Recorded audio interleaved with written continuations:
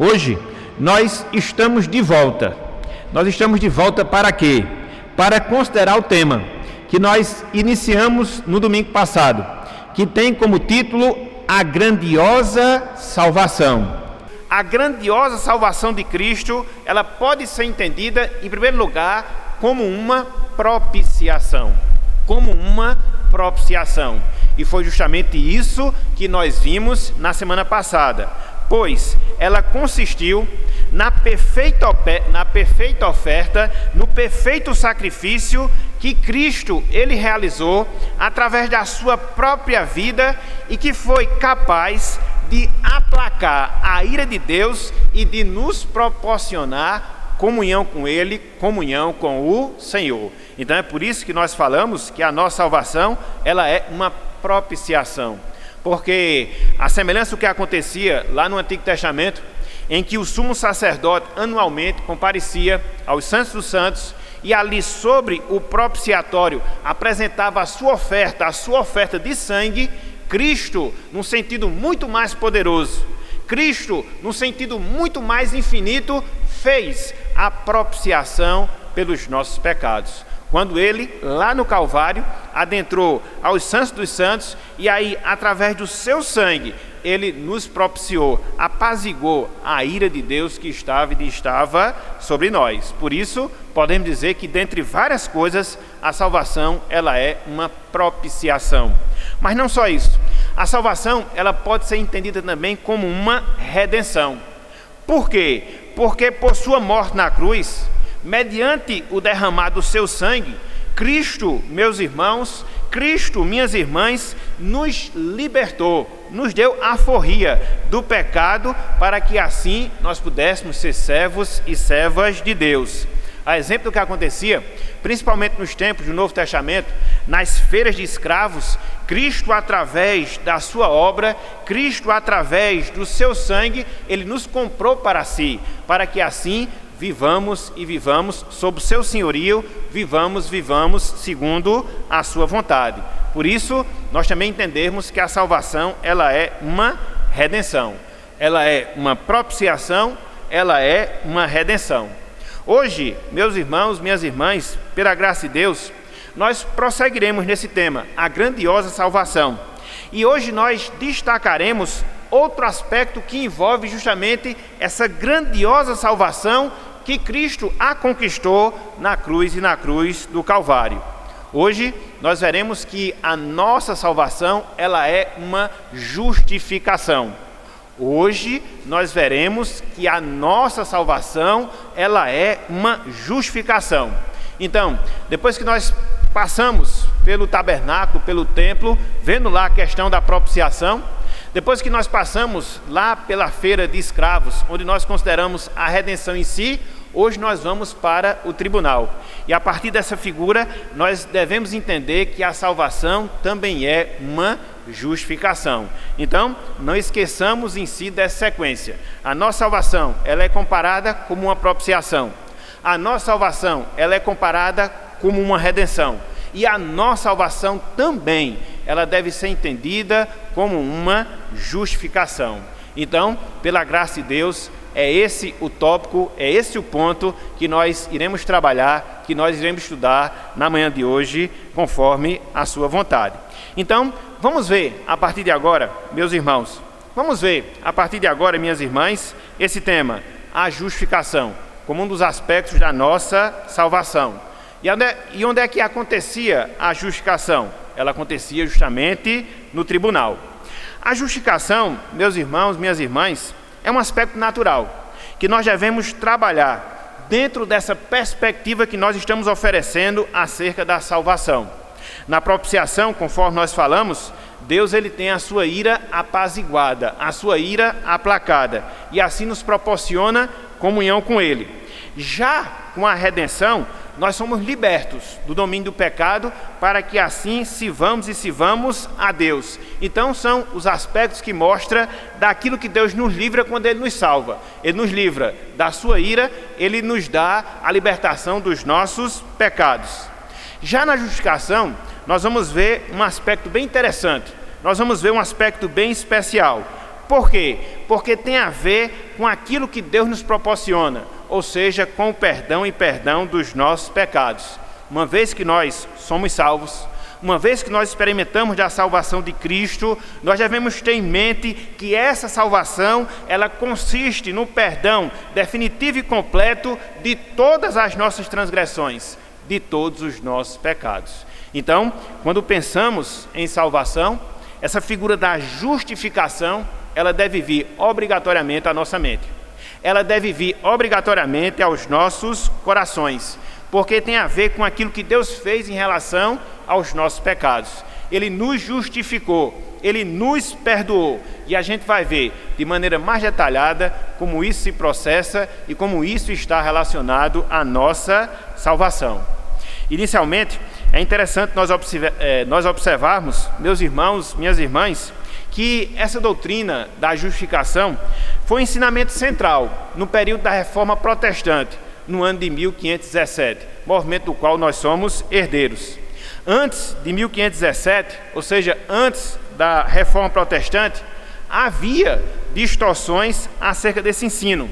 E essas distorções, esses ensinamentos equivocados, eles eram proferidos por quem? Pela Igreja Romana, a Igreja cristã em si da época. E é interessante nós abordarmos, sobretudo, essa questão histórica, para que nós percebamos uma das grandes diferenças que marcam o cristianismo evangélico do cristianismo romanista, o cristianismo protestante do cristianismo católico romano.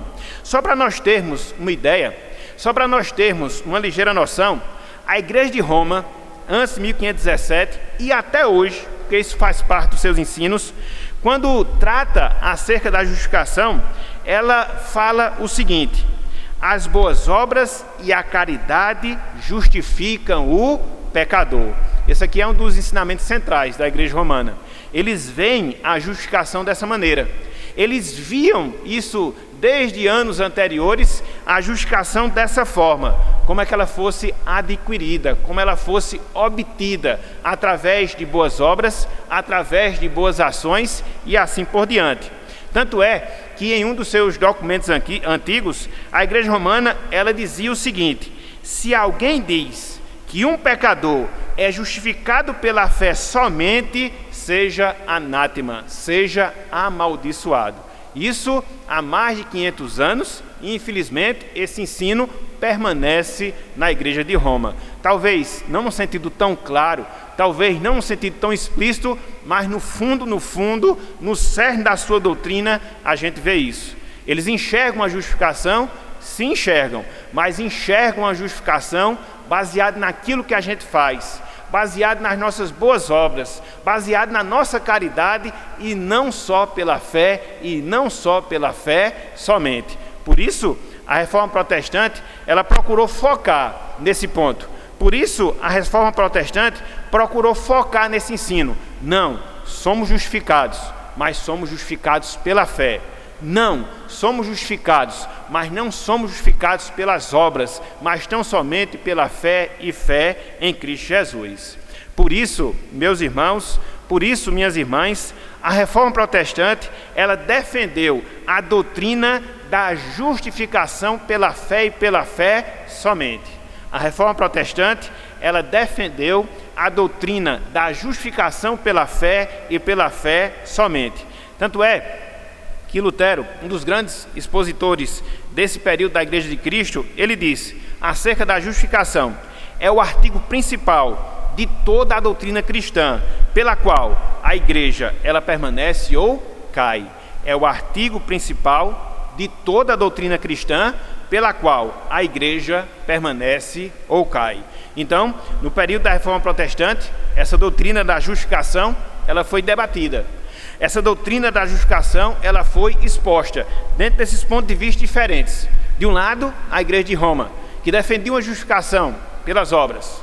Por outro lado, a Igreja Protestante, que defendia uma justificação, mas pela fé e pela fé somente. Então, hoje, a gente vai trabalhar esse tema e diante daquilo que nós formos expor hoje pela manhã, a gente vai ver que essa posição da igreja protestante, ela se adequa ao ensino que nós temos na palavra de Deus, ao ensino que nós temos na palavra do Senhor. Então, nós queríamos fazer essa abordagem histórica, bem resumida, apenas para nós notarmos essas diferenças que muitas vezes marcam o cristianismo protestante, o cristianismo romanista, e vermos em detalhes aquilo que nós devemos ter em relação às nossas crenças, em relação às nossas convicções. Então, vencida essa parte histórica, a questão que fica para nós, a indagação que fica em nossas mentes é a seguinte: o que é então a justificação? Já que nós estamos falando que a grandiosa salvação de Cristo, ela é uma justificação. E mais, por que a nossa salvação, ela envolve uma justificação? E mais, por que a justificação, ela deve ser tratada como algo que acontece no tribunal? Então são pelo menos 3 questionamentos que a gente pode fazer, diante de tudo isso que nós já expomos, diante de tudo isso que nós já colocamos. O que é justificação na prática? O que é que a justificação tem a ver com a nossa salvação? E por que nós devemos ver a justificação como algo que acontece no tribunal, no caso, no tribunal de Deus? É isso que a gente vai ver, pelo menos tentar ver em alguns de seus detalhes hoje pela manhã. Primeiramente, meus irmãos, minhas irmãs, vamos considerar o significado da palavra justificar, aqui no sentido bem geral, aqui no sentido bem abrangente, mas partindo daquilo que nós temos na palavra do Senhor. Então, podemos dizer que a palavra justificar, na maioria das vezes que ela aparece na Bíblia, que ela aparece nas Escrituras Sagradas, ela tem um sentido legal, ou sentido forense, como nós gostamos de falar, ligando ou ligada ao mundo jurídico, ao mundo da lei. Então, quando nós escutamos, quando nós ouvimos essa palavra justificar, essa palavra justificação, sobretudo em vários momentos em que essa palavra aparece na Bíblia, na verdade, em boa parte das referências em que ela aparece na Bíblia, a primeira coisa que deve vir à nossa mente, o primeiro pensamento que nós devemos ter é que essa palavra, ela tem um sentido legal. Ela está ligado ao mundo jurídico, ao mundo do direito. Nesse sentido, nós podemos dizer que justificar significa declarar perdoado. Justificar significa declarar absolvido. Justificar significa estar em harmonia e harmonia com a lei.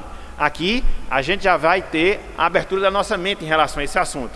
Quando nós falamos em justificação, no seu sentido mais geral, deve vir em nossa mente esses conceitos. O quê? Uma declaração de perdão.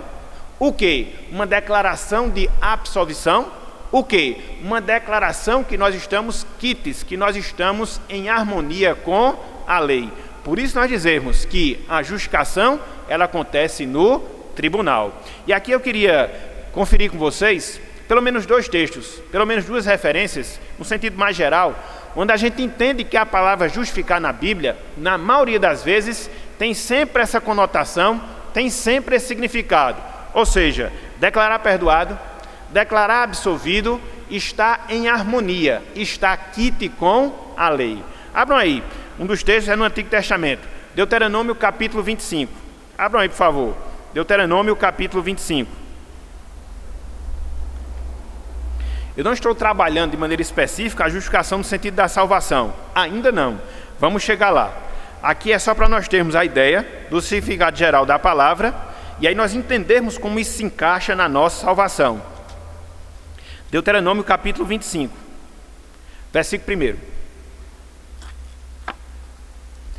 Aqui nesse trecho de Deuteronômio 25, como acontece em todo o contexto mais amplo, nós temos algumas regulamentações que Deus está dando ao seu povo, quando esse povo tomasse posse da terra prometida. Então, Israel seria aquilo que nós chamamos de uma teocracia, um governo dirigido por Deus, e nessa direção que Deus faria em relação ao seu povo, ele dá algumas orientações acerca de disputas, quando porventura elas existissem e como elas deveriam ser solucionadas. E aí, dentro dessas orientações, a gente vai encontrar aqui a palavra justificar, o verbo justificar, dentro desse sentido, de você ser declarado inocente, de você ser declarado inocente, de você ser declarado absolvido, de você estar aqui em harmonia com a lei. Olha só o que diz aqui, ó, Deuteronômio 25, versículo 1. Diz o seguinte: Em havendo contenda entre alguns, e vierem a juízo, os juízes os julgarão, justificando ao justo e condenando ao culpado. Aqui já fica mais claro, né? Da justificação se dá onde? No tribunal. Da justificação se dá onde? Entre os juízes. Era o que aconteceria com Israel. Quando houvesse uma demanda entre os israelitas, essa demanda deveria ser levada para os juízes analisariam essa demanda e a partir disso eles emitiriam um veredito, seja justificando o justo, seja condenando o culpado. Então, justificar tem sempre essa ideia, declarar inocente. É o oposto de declarar condenado. Justificar tem sempre essa ideia de estar em harmonia com a lei, e não em desobediência com a lei. Então você percebe, desde o Antigo Testamento, a aparição dessa palavra, justificar, nos remetendo a essa ideia de alguém que é declarado justo, de alguém que é declarado absolvido, de alguém que está em harmonia com a lei. Então você vai um pouco mais adiante, agora lá para o Novo Testamento, este é um texto conhecido nosso, Lucas 18, e você vai ver essa mesma ideia sendo transmitida, aqui no caso, pela parábola que Jesus Cristo conta, onde ele mostra esse significado de quem é justificado, ou seja, declarado inocente, declarado absolvido em harmonia com a lei. Abram aí, Lucas capítulo 18, versículo 14. Aqui a parábola é a parábola do publicano e do fariseu, onde ambos vão orar. O publicano está cheio de orgulho, de soberba, olha de si para si mesmo, se coloca numa situação melhor do que as demais pessoas, enquanto que o publicano está humilhado, cabisbaixo, e a única oração que ele faz é: ser propício a mim, pecador. E diante disso, olha só o que acontece. E você vai ver a palavra justificar aqui, e você vai ver que é dentro dessa mesma visão. Declarado absolvido, declarado inocente, em harmonia com a lei. Olha só o que Cristo falou. Lucas 18, versículo 14. Digo-vos que este desceu justificado. Este quem? O publicano. Desceu inocente, declarado a sua inocência, para a sua casa. Enquanto aquele, ou seja, o fariseu, e não aquele, no caso o fariseu, porque todo o que se exalta será humilhado, mas o que se humilha será exaltado. Aqui a lição principal é a humildade que deve existir nas nossas orações. Então, dentro dessa humildade, o que é que nós observamos? Que quem age assim é declarado justo, é declarado inocente, é declarado absolvido. Ele é justificado, conforme Cristo aqui nos mostra, conforme Cristo aqui nos ensina. Então, nesse primeiro momento, o que é que nós queríamos fazer? Dar o significado geral da palavra justificar ou de ser justificado. Ser declarado inocente, perdoado, absolvido, está em harmonia com a lei. Quando você compreende esse significado, quando você compreende esse conceito, fica muito mais fácil de você aplicá-lo no sentido espiritual, de você aplicá-lo em relação à sua salvação, que é o que nós iremos fazer a partir de agora. Então, meus irmãos, minhas irmãs, podemos dizer que, espiritualmente falando, veja, espiritualmente falando, a justificação ela pode ser definida como, abro aspas, o ato gracioso e judicial de Deus, pelo qual ele, Deus, declara perdoado e justo o pecador na base da justiça de Cristo. Perceberam esse detalhamento? Perceberam essa aplicação no sentido espiritual da palavra justificação? Eu vou repetir, espiritualmente falando, justificação significa o ato gracioso, o ato judicial de Deus, pelo qual ele, Deus, declara perdoado e justo o pecador na base da justiça de Cristo. A ideia é a mesma, de você ser absolvido. A ideia é a mesma, de você ser declarado justo, contudo com uma diferença. Não na base da sua justiça, não na base daquilo que você fez ou deixou de fazer, mas na base da justiça de Cristo. Isto, meus irmãos, isto, minhas irmãs, é o que significa justificação no seu sentido espiritual. Essa justificação, ela acontece através da fé, através da nossa confiança em Deus. E na medida em que nós somos justificados, nós somos tornados filhos de Deus. Na medida em que nós somos justificados, nós passamos a ter direito à vida eterna. Olha só que coisa fantástica, olha só que coisa maravilhosa. Na justificação, em termos espirituais, nós somos declarados inocentes, nós obtemos o nosso perdão, não na base da nossa própria força, capacidade ou qualidade, mas tão somente na base do sacrifício que Cristo realizou por nós na cruz. E uma vez que nós somos justificados, uma vez que Deus ele nos declara justo, nós passamos a ser filhos de Deus, nós passamos a ter direito à salvação, direito à vida eterna, uma vez que essa justificação se deu pela fé. Daí a figura do tribunal, que nós falamos desde a semana passada. Na propiciação, a figura que vem à nossa mente é as cerimônias do Antigo Testamento. No caso, o tabernáculo, no caso, o templo. Na redenção, a figura que vem à nossa mente é o mercado de escravos. E na justificação, a figura que deve vir à nossa mente é o quê? A nossa inocência, que Deus profere no seu tribunal, falando agora que nós somos justos, falando agora que nós estamos quites com a lei, não por causa de alguma coisa que nós fizemos ou deixamos de fazer, mas tão somente baseado e confiado nos méritos de Cristo, nosso Salvador. Que grande salvação, meus irmãos.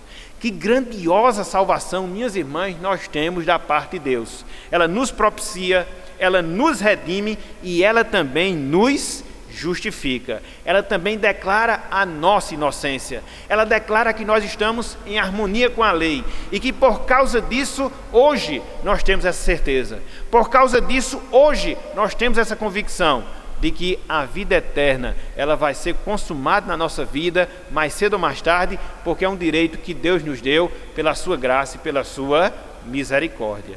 Então, visto o significado das palavras e definições, no sentido geral, no sentido mais específico, vamos fazer o seguinte, a partir de agora, vamos percorrer as Escrituras Sagradas para que nós possamos constatar, para que nós possamos confirmar essa doutrina, esse ensino da justificação, de uma maneira muito larga, de uma maneira muito clara. E aí nós vamos ver alguns versos que apontam justamente para essa realidade. Então, quando nós falamos sobre a justificação em termos espirituais, nós não estamos falando isso desassociado do ensinamento da palavra de Deus. Não, muito pelo contrário. Desde Gênesis até Apocalipse, a gente vai encontrar vários textos. A gente vai encontrar várias referências nos ensinando acerca desse privilégio, nos ensinando acerca dessa realidade, desse benefício de nós sermos justificados e justificados por Deus. O primeiro texto que eu queria fazer referência é lá em Gênesis, Gênesis capítulo 15. Abram aí, por favor. Vamos ver o exemplo de Abraão. Então, quando nós falamos da justificação hoje, a gente vê que ela já era uma realidade. Quando? Desde Gênesis. Olha só que coisa fantástica. Olha só que coisa maravilhosa. Gênesis capítulo 15. Abram aí, por favor. Versículo 6. Gênesis 15, versículo 6.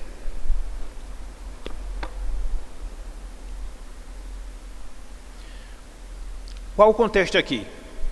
É o contexto em que Deus aparece a Abraão, lhe faz promessa, e até então Abraão tinha uma visão equivocada dentro dessa promessa de Deus, de dele fazer uma grande nação. E aí Abraão pensava que pelo fato dele já estar avançado em anos, como também a sua esposa, isso seria feito através do seu servo, através de Eliezer. E Deus disse: não, Abraão, tira Abraão dentro de sua casa, leva-o para fora, mostra as estrelas do céu e diz: assim será também a tua descendência, a partir dele, a partir do próprio Abraão. E aí versículo 6 vai mostrar qual foi a reação de Abraão diante desse fato, diante dessa realidade. Olha só o que nos diz aqui, Gênesis capítulo 15, versículo 6, acerca de Abraão.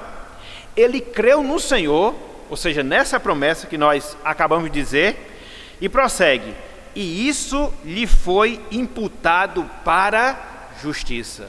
Veja, justificação pela fé. Abraão foi justificado pela fé que ele teve na promessa de Deus. Abraão foi declarado justo pela crença que ele tinha na pessoa de Deus. Por isso se equivoca a igreja romana, que defende uma justificação pelas obras. Faça que você vai ser justificado. Não, meus irmãos. Não, meus irmãos. Creia. Creia que você vai ser justificado.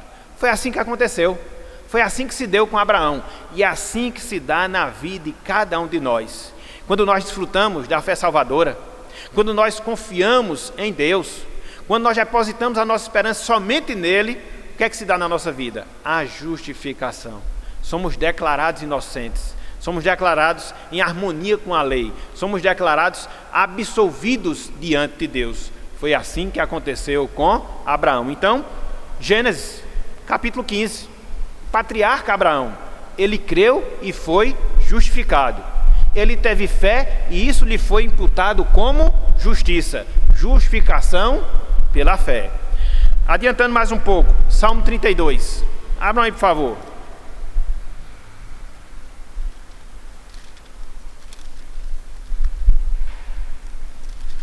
Aqui nós vamos ver o exemplo de Davi. Não dá para vermos todos os textos, porque aí nós teríamos que ter um tempo maior. Eu estou apenas citando alguns, para que esse ensinamento ele começa a fazer sentido na nossa mente. Então, quando nós falamos que somos justificados pela fé, somos justificados e justificados pela fé somente, a gente não está inventando isso. Muito pelo contrário, a gente está vendo através da palavra do Senhor. Olha só aqui as palavras de Davi, Salmo 32, versículos 1 e 2. E eu estou falando aqui em Antigo Testamento. Estou falando nem em Novo Testamento, em Antigo Testamento. Olha só, Davi diz: bem-aventurado, ou seja, mais que feliz, é aquele cuja iniquidade é perdoada, cujo pecado é coberto. O que vem à nossa mente aqui? Propiciação, né? Cobrir o pecado. Versículo 2: bem-aventurado o homem a quem o Senhor não atribui iniquidade, e em cujo espírito não há dolo. Bem-aventurado o homem a quem o Senhor não atribui iniquidade, a quem o Senhor declara como absolvido, a quem o Senhor declara como perdoado. O que é isso? Justificação. E é interessante, meus irmãos, minhas irmãs, que o apóstolo Paulo, lá em Romanos capítulo 4, quando ele vai prosseguir na sua exposição acerca da doutrina da justificação, ele faz referência desse trecho aqui. Que trecho? Do Salmo 32, versículo 1, em especial, versículo 2. Olhem só, abram aí, Romanos capítulo 4. Veja como o ensinamento da Bíblia, ele apresenta uma unidade. Não existe distinções, Antigo e Novo Testamento. Reitero, o que eu sempre gosto de falar. Às vezes as pessoas querem fazer distinção entre o Antigo e o Novo Testamento. Não, eles se harmonizam, eles formam unidade. Então veja que lá no Salmo 32, Davi, inspirado por Deus, ele fala que bem-aventurado é o homem cuja a sua iniquidade é perdoada, que ele é declarado justo diante do Senhor. E aqui Paulo ele vai citar justamente esse texto de Davi, e através dessa citação ele fundamentará a sua doutrina da justificação. Olhem só, Romanos capítulo 4, versículos 6, 7, em especial versículo 8. Olha só o que diz aqui. E é assim também que diz Davi, e é assim também que Davi declara: ser bem-aventurado o homem a quem Deus atribui justiça, independente das obras. Aí ele vai citar o texto agora, versículo 7. Bem-aventurados aqueles cujas iniquidades são perdoadas e cujos pecados são cobertos. Versículo 8. Bem-aventurado o homem a quem o Senhor jamais imputará pecado, a quem o Senhor justificará. Então Paulo mostra a sua doutrina da justificação, e aqui ele apela. Para quem? Para Davi. E lá em Davi ele já havia esse ensino. Lá em Davi ele já observava esse conceito, que Deus nos declara perdoados, que nós somos declarados inocentes, que não é atribuída a nós iniquidade alguma, porque Deus assim o faz quando nós confiamos nele, quando nós temos fé nele. Isto é, na prática, justificação pela fé. Voltando mais uma vez ao Antigo Testamento. Abram aí, Isaías 53. O que é que nós temos aqui de pano de fundo? Nós temos aqui a profecia do servo sofredor. Centenas de anos antes disto acontecer. E quem é um servo sofredor? Jesus Cristo. Então Isaías vai fazer algumas afirmações acerca dele, de Jesus Cristo. E dentre várias, vai ensinar a justificação que ele, Cristo, iria proporcionar para aqueles pelos quais ele morreu. Olha só a coisa fantástica, olha só a coisa maravilhosa. Vejam aí, infelizmente não dá tempo de ler toda essa profecia, eu quero só fazer menção aos versos que tratam da justificação. Versículo 6, olhem só aqui a condição em que nós estávamos. E quem são as pessoas justificadas? E quem fez essa justificação? Olha só, todos nós andávamos desgarrados, como ovelhas. Cada um se desviava pelo caminho. Mas o Senhor fez cair sobre ele quem? O servo sofredor, a profecia do Senhor Jesus Cristo, a iniquidade de todos, a iniquidade de nós todos. Então Cristo recebeu a justa punição pelos nossos pecados. Para quê? Aí você vai um pouco mais adiante. Versículo 11. Olha só o objetivo. Olha só a finalidade de Cristo ter levado sobre si as nossas iniquidades. Para que ele fez isso? Versículo 11. Ele verá o fruto do penoso trabalho de sua alma e ficará satisfeito.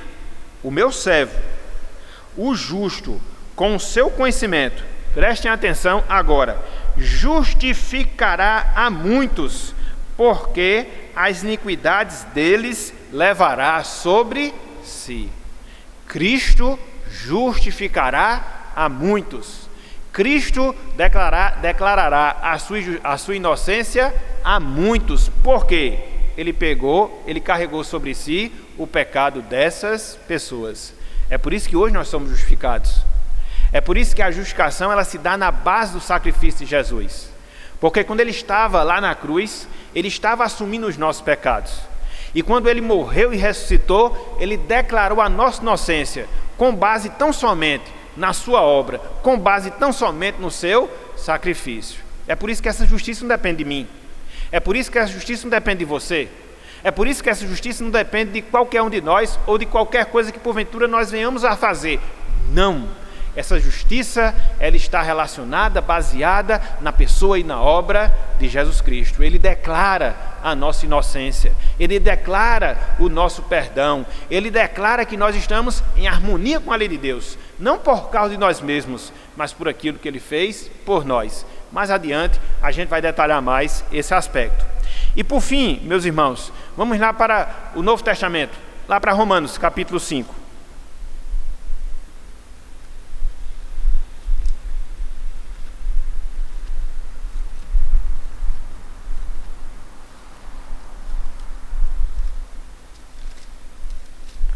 Olha só a realidade que Paulo fala, daquelas pessoas que são salvas. Olha só o privilégio que elas desfrutam. Olha só. Diz o seguinte a palavra, Romanos 5:1.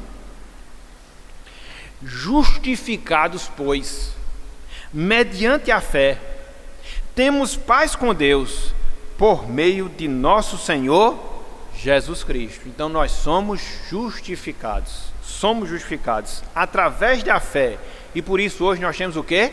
Paz com Deus, através de Jesus Cristo. Então, vimos no Antigo Testamento, vemos no Novo Testamento o mesmo ensino, a mesma verdade da justificação, da declaração da nossa inocência, da declaração do nosso perdão e de nós agora estarmos de acordo com a lei de Deus em nossas vidas.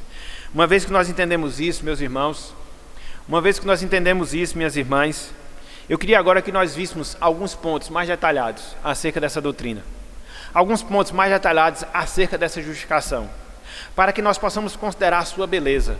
Para que nós possamos considerar a sua grandeza e nos alegrar com esse grande benefício que nós temos em Cristo Jesus. Então, vamos trabalhar pelo menos 1, 2, 3, 4 pontos relacionados à justificação. Vou tentar ser um pouco rápido aqui, mas não deixar de destacar esses pontos. Em primeiro lugar, queria que nós víssemos a necessidade da justificação. Por que é que eu, por que é que você, por que é que cada um de nós que somos seres humanos precisamos dessa justiça? Por que é que eu, por que você, por que cada um de nós que somos seres humanos precisamos ser justificados com a justiça de Cristo? Simples, por causa dos nossos pecados. Nós somos pecadores por natureza, vivemos na prática do pecado, estamos em desarmonia com a lei de Deus e por isso nós carecemos da sua justificação. Com exceção de Jesus Cristo, todos nós nos enquadramos nesse mesmo quadro. Todos nós nos enquadramos nessa mesma condição. Não existe ninguém, repito, com exceção de Jesus Cristo, que não careça da justificação que Ele dá. Por quê? Porque todos nós somos pecadores. E o apóstolo Paulo, ele fala isso de maneira muito clara e expõe essa realidade lá no capítulo 3 de Romanos. Abram, por favor, aí as suas Bíblias. Romanos capítulo 3. Na verdade, você vai ver agora que nós vamos fazer uso de maneira cansativa, entre aspas, do livro de Romanos. E por quê? Por uma simples razão. Apesar da doutrina da justificação, ela ser ensinada por todas as escrituras sagradas, e vimos isso desde Gênesis, conforme observamos no exemplo de Abraão, mas é na carta aos Romanos que a doutrina da justificação ela é detalhada. Então, se você quiser aprender de maneira mais aprofundada, leia o capítulo 3, capítulo 4, capítulo 5, que você vai ter detalhes da justificação, conforme o ensino de Paulo aqui nesse trecho. E aqui, em Romanos capítulo 3, versículos 9 a 11, e depois, o versículo 23, vocês vão perceber como era necessária essa justificação. Foi por isso que Cristo veio. Foi por isso que Cristo ele se encarnou. Foi por isso que Cristo ele viveu entre nós e acabou sendo crucificado no Calvário. Porque do contrário, nós não poderíamos ser justificados. Éramos pecadores, nós que hoje somos justos através da obra de Jesus Cristo. As demais pessoas são pecadoras, estão mortas em delitos e pecados. E por isso elas carecem, elas têm necessidade dessa justificação. Olha só o que Paulo fala, Romanos 3, versículos 9 e 11, a 11, melhor dizendo. Diz o seguinte: que se conclui? Temos nós qualquer vantagem? Falando dos judeus. Não, de forma nenhuma. Pois já temos demonstrado que todos, veja, tanto judeus como gregos estão debaixo do pecado. Isso é o que nós chamamos de universalidade do pecado. O pecado ele é universal. Não existe ninguém que fuja essa regra, com exceção de Jesus Cristo.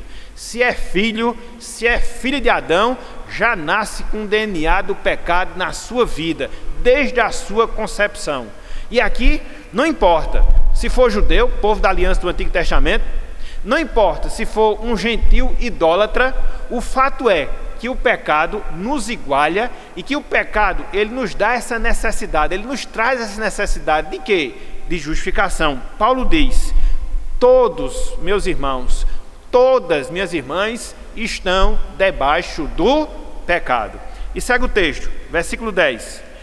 Como está escrito? O que é que estava escrito no Antigo Testamento? Não há justo nenhum sequer.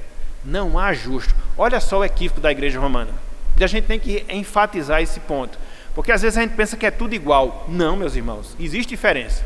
Eternas diferenças. Dentre elas, o fato deles quererem basear a justificação na própria pessoa. Como? Como? Se o apóstolo Paulo disse que não há justo, como é que eu vou me auto-justificar?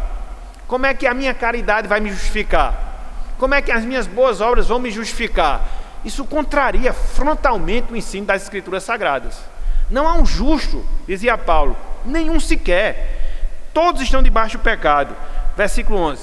Olha só o que diz aqui o versículo 11. Não há quem entenda, não há quem busque a Deus.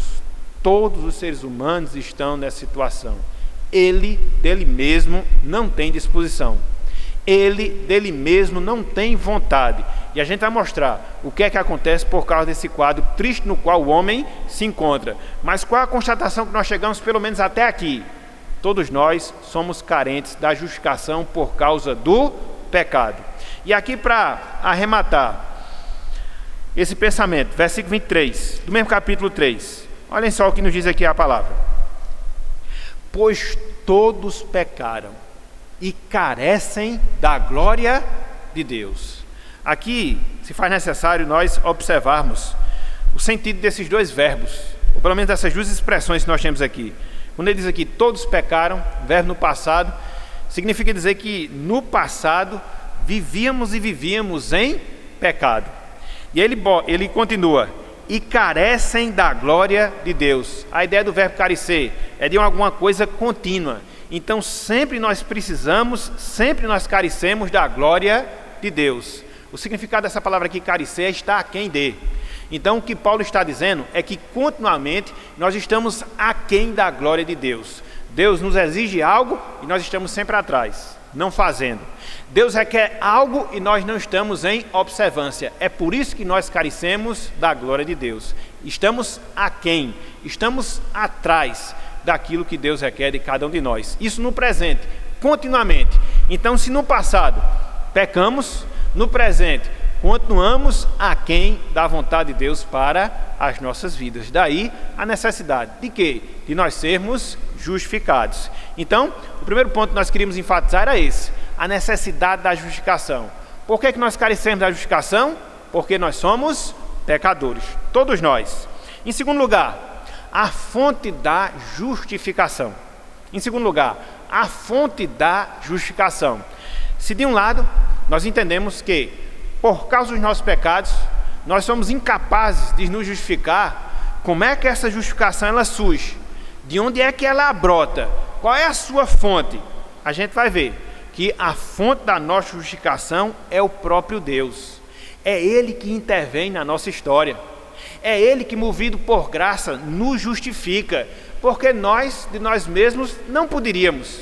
Porque nós, de nós mesmos, não tínhamos capacidade de nos justificar. Então, se Deus não intervisse na situação, se Ele não agisse através da sua graça, daí a origem da nossa justificação, nós não seríamos justificados. A justificação, ela é um ato de Deus. Ela é um ato gracioso de Deus em nosso favor.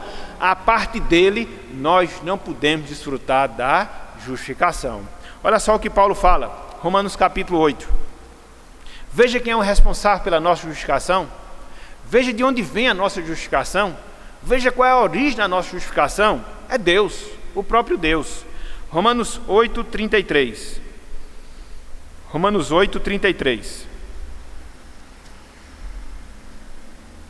Diz o seguinte a palavra do Senhor. Quem intentará acusação contra os eleitos de Deus? Perguntava Paulo. E ele mesmo responde. Como? É Deus quem os justifica. Esse texto por si só já era suficiente, né? É Deus quem promove a nossa justificação. É Ele que age para nos propiciar esse benefício. É Ele quem nos justifica. Se você volta um pouco mais, Romanos capítulo 3, você vai se deparar com a mesma realidade. Romanos capítulo 3, versículo 23 e versículo 24.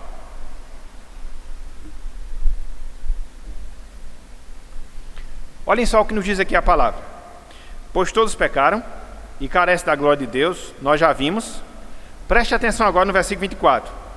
Sendo justificados gratuitamente por sua graça. Graça de quem? De Deus. A quem ele se referiu no finalzinho do versículo 23. Mediante a redenção que há em Cristo Jesus.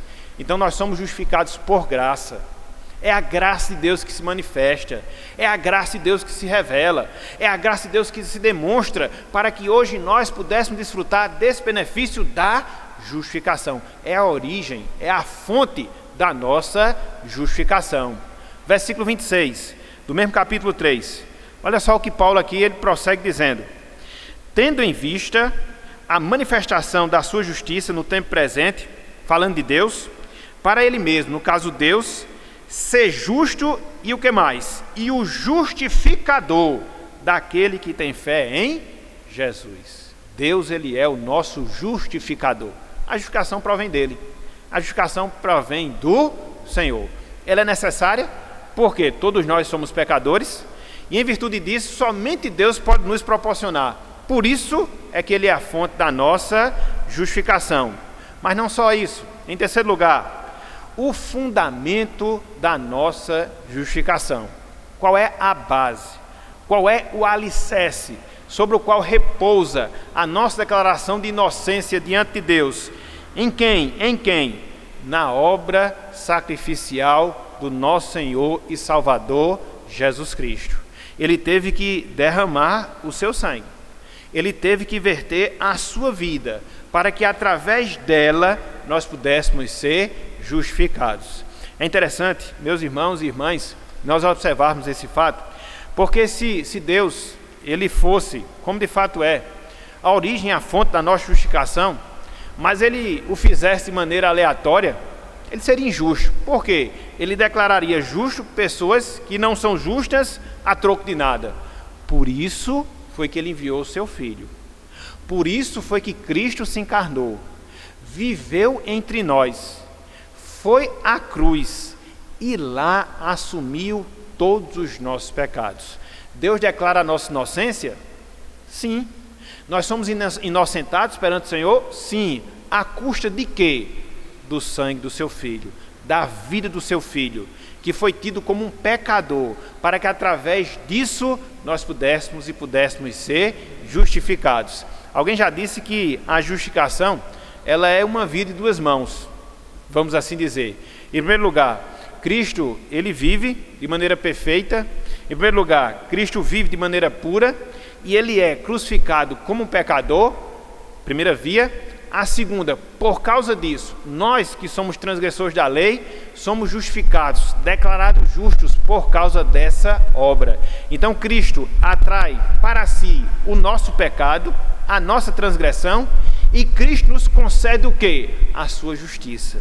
Duas mãos, duas vias, dois caminhos para a mesma justificação. Ele carrega sobre si o nosso pecado e ele transfere para nós a sua justiça. Essa é a base sobre a qual repousa a nossa justificação. Eu queria ler pelo menos uns três textos acerca disso. Vamos voltar mais uma vez para Romanos 3. Veja que se não fosse Cristo, não haveria justificação. Ela é motivada pela graça de Deus, sim, e ela é operacionalizada por Cristo. A Trindade, ela age nesse processo. E o homem não tem nenhuma participação, porque ele não pode ter mesmo, porque ele é um pecador. Então, Romanos capítulo 3, versículo 24 e 25. Olha só. Sendo justificados gratuitamente por sua graça, vimos isso no ponto anterior, Paulo prossegue, mediante a redenção que há em Cristo Jesus. O que é redenção? A compra que Cristo fez. Uma vez que nós estávamos presos ao pecado, ele nos libertou do pecado. Quem fez isso? Jesus Cristo. A palavra redenção. Versículo 25.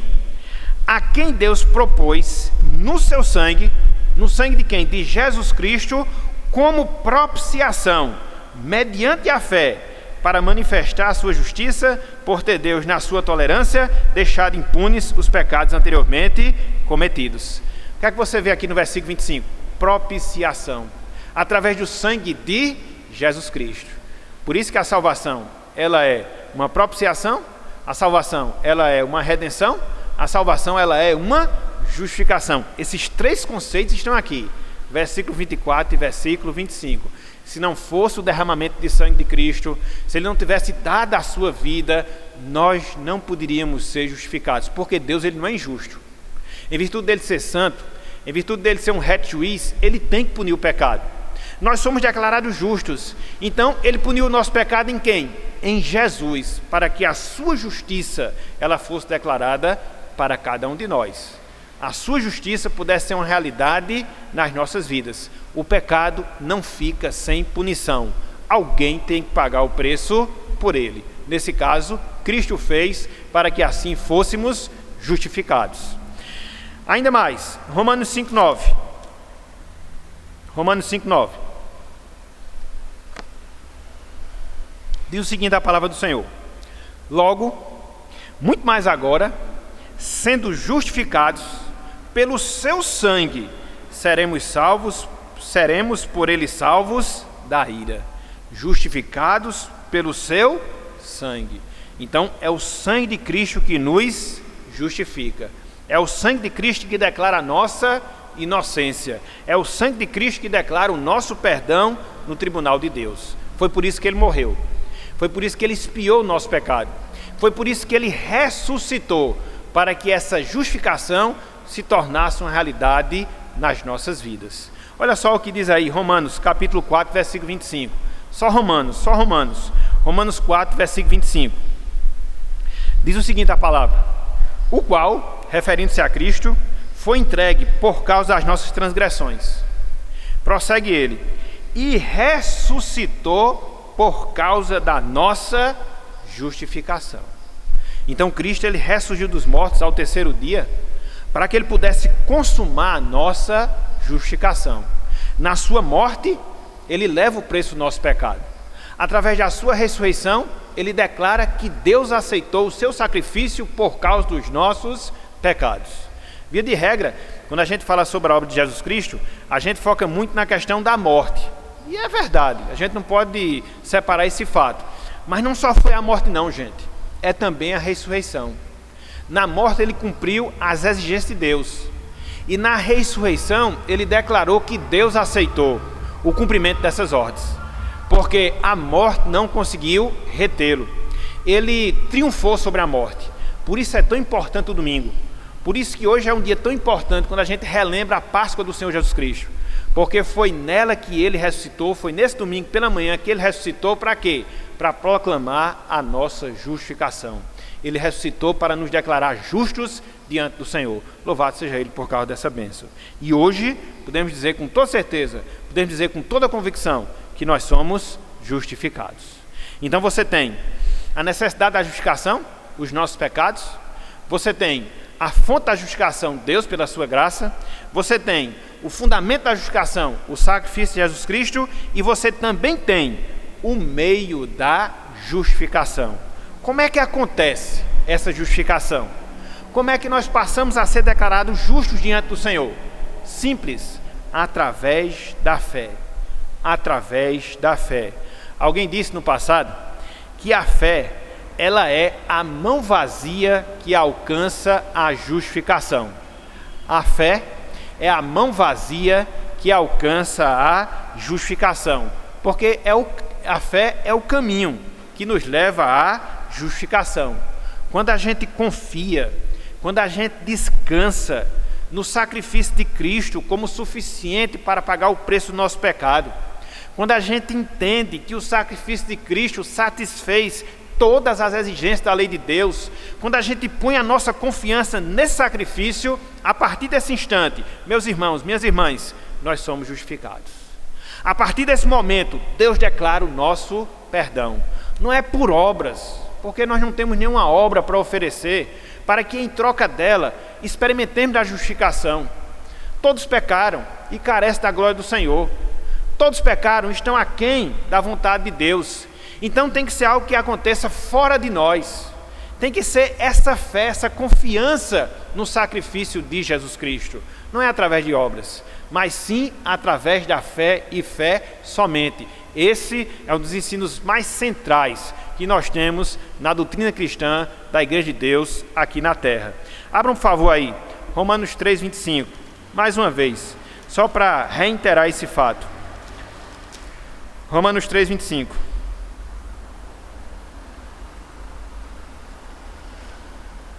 Diz o seguinte a palavra do Senhor: a quem Deus propôs no seu sangue, como propiciação, presta atenção agora, mediante o quê? A fé. Fé de quem? A nossa fé. Então nós somos justificados mediante a fé. Romanos capítulo 5, versículo 1. Nós já vimos, é só para fixar esse conceito. Paulo diz: justificados, pois, mediante a fé, através da fé. Mais adiante, Gálatas capítulo 2, versículo 16. Você vai ver a mesma coisa sendo ensinada pelo apóstolo Paulo.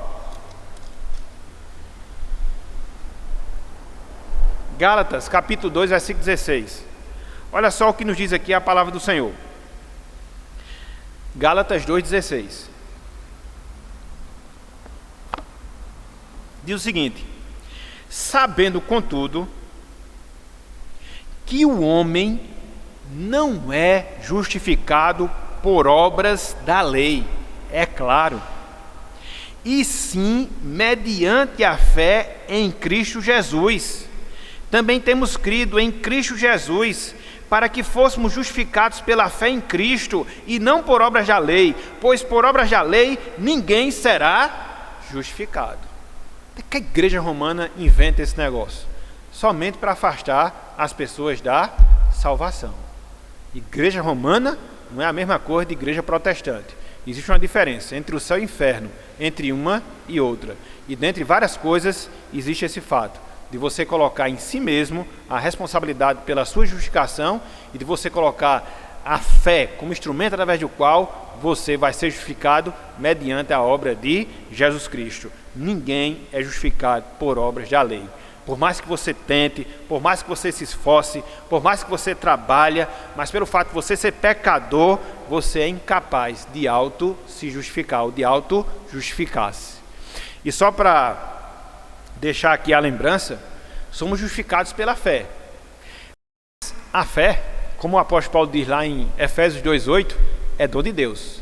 Porque pela graça sois salvos, mediante a fé, isto a fé não vem de vós, é dom de Deus. Tudo provém de Deus. A salvação ela é monergística, ela pertence somente ao Senhor.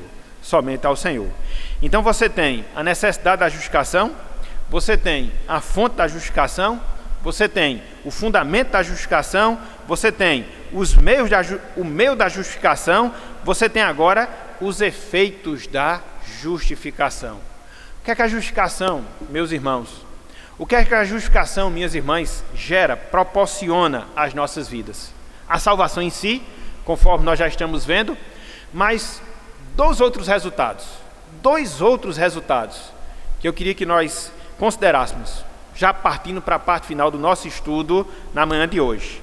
Em primeiro lugar, além da salvação, quando nós somos justificados, nós somos incluídos no povo de Deus. Quando nós somos justificados, nós somos incluídos no povo de Deus. A justificação, ela nos insere na comunidade da aliança. A justificação, ela nos inclui como povo de Deus em todas as épocas de todas as gerações. Por exemplo, quando nós somos justificados, nós nos tornamos filhos espirituais de Abraão, que é o pai da fé e que foi justificado pela fé. Então, agora, nós não estamos estranhos às alianças. Agora, nós não estamos indiferentes ao povo de Deus. Não, meus irmãos.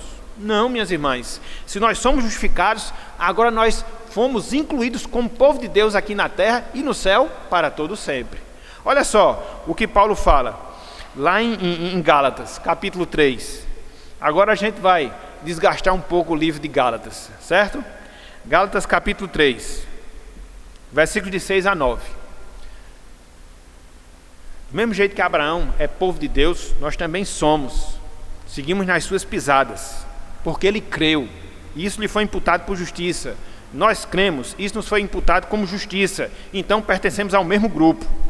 Gálatas capítulo 3, versículo 6 até o versículo 9. Diz o seguinte a palavra: é o caso de Abraão, que creu em Deus, e isso lhe foi imputado para a justiça. Já vimos isso. Versículo 7. Sabei, pois, que os da fé é que são filhos de Abraão. Então, os verdadeiros israelitas não são aqueles que descendem fisicamente de Abraão. Os verdadeiros israelitas são aqueles que descendem pela fé de Abraão. Então, nesse sentido espiritual, nós, meus irmãos, somos israelitas, somos descendentes de Abraão, pai da fé. Versículo 8. Ora, tendo a Escritura previsto que Deus justificaria pela fé os gentios, pré-anunciou o Evangelho a Abraão: em ti serão abençoados todos os povos. Aqui ele está fazendo menção a Gênesis 2, quando Deus chama Abraão e promete que em Abraão todos os povos seriam abençoados. E aí essa bênção chegou até nós. Por quê? O descendente de Abraão era Jesus Cristo, ele consumou a nossa justificação, e uma vez que nós estamos em Cristo, nós nos beneficiamos dessa aliança que Deus fez com Abraão. Estamos ligados a Gênesis capítulo 12. É por isso que não existe diferença entre o Antigo e Novo Testamento, mas uma continuação da história. Que história? A história da salvação, a história da redenção. Então, Abraão, ele abençoou todos os povos, porque a partir do seu descendente, todos os povos alcançaram a justificação. Todos os povos aqui no sentido indistinto, né? Sem fazer diferença entre povos e povos. Versículo 9. De modo que os da fé são abençoados com o crente Abraão. Então nós somos abençoados com o crente de Abraão. Ele teve fé, foi justificado. Nós temos fé, fomos também justificados. Olha só o que diz um pouco mais adiante, versículos 26 a 29, do mesmo capítulo 3. Isso aqui é fantástico, meus irmãos. Isso aqui é fantástico. Entenda a história da salvação como uma sequência e não como seções divididas, onde uma não se harmoniza à outra. É uma sequência que começa lá em Gênesis 3,15. Gálatas 3, 26 a 29. Diz o seguinte: pois todos vós sois filhos de Deus, mediante a fé em Cristo Jesus. Porque todos quantos fostes batizados em Cristo Jesus, de Cristo vos revestistes. Dessa arte não pode haver judeu, nem grego, nem escravo, nem liberto, nem homem, nem mulher, porque todos vós sois um em Cristo Jesus. E olha só agora. E, se sois de Cristo, também sois descendentes de Abraão, e herdeiros segundo a promessa. Somos descendentes espirituais de Abraão, e herdeiros da promessa. Não de uma terra fixa, mas de uma terra celestial, que foi preparada desde toda a eternidade para cada um de nós. Então, esse é um dos resultados. Essa é uma das consequências da justificação. Nós somos incluídos como povo de Deus. Não existe mais diferença. O povo de Deus é um só, composto de judeu, de brasileiro, de português, enfim, de todas as raças, de todas as nações, de todos os povos, de todas as tribos. Somos abençoados através do crente Abraão. Além disso, uma vez que nós somos justificados, agora, meus irmãos, minhas irmãs, nós desfrutamos de esperança futura. Olha só que coisa fantástica. Olha só que coisa maravilhosa. Uma vez que nós somos justificados, agora passamos a ter esperança da nossa vida eterna. Agora passamos a ter segurança da nossa vida futura. Isso por uma razão muito básica. Isso por uma razão muito simples. Os nossos pecados já foram perdoados? Sim. Deus não já nos declarou justos? Com toda certeza. Então, o que é que vai nos impedir da salvação? Mais nada. Porque a única coisa que nos impede da salvação são os pecados não perdoados. Mas uma vez que você tem os seus pecados perdoados, uma vez que você é justificado, uma vez que é declarada a sua inocência perante Deus, o grande juiz, o que é que você vai temer em relação à vida eterna? Mais nada. Ela é segura, ela é certa, ela vai acontecer mais cedo ou mais tarde nas nossas vidas. Por isso defendemos também a segurança eterna da salvação. Uma vez salvo, sempre salvo. Uma vez salvo, salvo para sempre. Por quê? Uma vez que nós somos justificados, nós não perdemos mais essa condição. Deus nos justifica e nos justifica de uma vez. Ele declara a nossa inocência, os pecados passados, presentes e futuros. E agora não existe mais receio. Agora não existe mais dúvida. Agora não existe mais temor em relação à vida eterna. Por quê? O nosso grande problema foi resolvido através do perdão no sacrifício de Jesus Cristo. E é por isso que Paulo, ele fala acerca dessa segurança. Ele fala dessa certeza que nós devemos ter. Abramos mais uma vez Romanos capítulo 8. E aqui a gente vai fechar, pelo menos em termos de leitura de texto. Eu acho até que excedi um pouco a hora, mas não tinha como a gente subdividir esse tema, teríamos que trabalhá-lo de uma vez só. Romanos 8:31.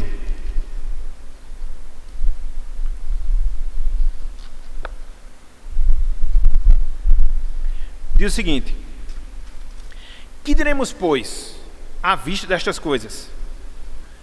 Se Deus é por nós, quem será contra nós? Não devemos temer o juízo, porque Deus já é conosco. Um pouco mais adiante, versículos 33 e 34. Quem intentará acusação contra os eleitos de Deus? Prossegue Paulo. É Deus quem nos justifica. O diabo ele pode até tentar, E muitas vezes ele tentando falar a nossa consciência, usando pessoas para isso, para desmerecer a nossa salvação, em virtude de muitos erros que às vezes a gente comete na nossa vida, querendo colocar temor em relação à eternidade. Mas nós temos essa segurança da parte do próprio Deus, onde Ele nos assegura que é Ele mesmo, Deus em Cristo Jesus, quem nos justifica. Ele é o juiz. Ele declara a nossa inocência. Ele declara o nosso perdão. Então, quem é o diabo para nos acusar dos nossos pecados? Não é ninguém, não é nada. E por isso nós devemos ter essa convicção da nossa redenção. Versículo 34. Quem os condenará? É Cristo Jesus, quem morreu, ou antes, quem ressuscitou, o qual está à direita de Deus e também intercede por nós. Cristo, Ele assumiu o nosso lugar de pecador para que Ele pudesse nos justificar. Se tinha uma pessoa, humanamente falando, que podia nos acusar e impedir a nossa salvação, era Cristo. Mas o que foi que Ele fez? Ele morreu por nós. Ele ressuscitou para a nossa justificação. E a Bíblia diz que hoje Ele está à direita de Deus intercedendo por nós. Veja, o juiz nosso nos justifica. Veja, Cristo é o nosso advogado e intercede por nós. Então por que eu vou ter dúvida em relação à minha vida eterna? Tem condições. É incoerência, meus irmãos. É incoerência. E aí, fecha, versículo 39. Romanos 8, versículo 39. Diz o seguinte, o apóstolo Paulo: nem a altura, nem a profundidade, nem qualquer outra criatura poderá separar-nos do amor de Deus que está em Cristo Jesus, nosso Senhor. Nada nos separa do amor de Deus. Então podemos estar certos, então podemos estar convictos que a justificação nos garante e nos garante a vida eterna. Pelo menos 2 benefícios, pelo menos 2 privilégios. Primeiro deles, fomos incluídos como povo de Deus. Segundo deles, desfrutamos agora da esperança de vida eterna. Então, são alguns pontos relacionados à justificação.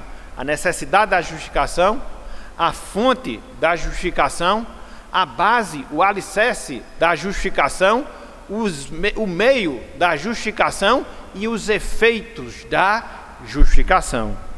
E encerrando o nosso estudo, meus irmãos, pelo menos essa parte expositiva, eu queria chamar a atenção para essa grandiosa salvação que nós temos em Cristo Jesus.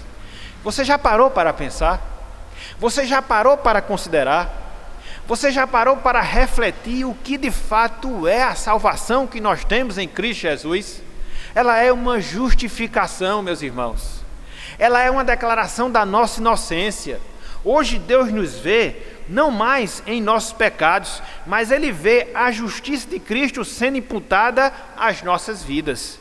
Alguém, em outro momento, já falou que a justificação é o processo através do qual nós tiramos as nossas roupas sujas da iniquidade e vestimos a roupa da justiça de Jesus Cristo. Então Deus nos olha agora e nos vê agora em Cristo. Que maravilha, que coisa fantástica, que bênção. Então, isso é de fato entendermos o que significa a nossa salvação. Ela é uma justificação, ela é uma declaração de inocência. E hoje, domingo, dia do Senhor, principalmente por ser o domingo da Páscoa, é um dia propício para a gente meditar nessas coisas, para a gente considerar, para a gente refletir, e aí encher o nosso coração de alegria, encher o nosso coração de satisfação, e encher o nosso coração de gozo e de segurança de que nada, absolutamente nada, vai nos separar do amor de Deus que está em Cristo Jesus. A salvação é grandiosa. Por quê? Porque ela é uma propiciação. A salvação é grandiosa. Por quê? Porque ela é uma redenção. A salvação é grandiosa. Por quê? Porque ela é uma justificação. E se porventura há entre aquelas pessoas que estão nos acompanhando ou que verá posteriormente esse vídeo, alguma pessoa que não seja salva ainda, que não experimente dessa justificação, o conselho, o recado que nós transmitimos para você é esse: que você clame, que você peça a Deus para que através da sua palavra, mediante a ação do Espírito Santo, Deus possa colocar no seu coração essa fé que justifica, essa fé que salva. Você de você mesmo não tem essa capacidade. Por mais que você procure, por mais que você se esforce, isso é uma dádiva graciosa que Deus concede. A você cabe tão somente o clamor, o pedido, para que Deus tenha compaixão e misericórdia da sua vida, se agracie de você e possa agir no seu coração, falar ao seu coração através da sua palavra e mediante o seu espírito fazer com que você reconheça a obra de Jesus como suficiente para pagar o preço do seu pecado. Esse é o conselho que nós damos. Clame a Deus, clame ao Senhor e não descanse enquanto não experimentar essa justificação em sua vida. Então, até aqui, nós estamos considerando algumas figuras que estão relacionadas à nossa salvação. Figuras essas que nos dão alguns conceitos do que significa a nossa salvação. Ela é uma propiciação, porque Deus tem a sua ira apaziguada e agora nós temos comunhão com o Senhor. Ela é uma redenção, porque nós fomos libertos da escravidão do pecado para servirmos a Deus. E ela é uma justificação, porque nós tivemos a declaração de inocência proferida pelo próprio Deus, o juiz de toda a terra. Então que Deus nos abençoe e que Ele aplique a sua palavra em nossas vidas e em nossos corações, desde agora e para sempre. Amém.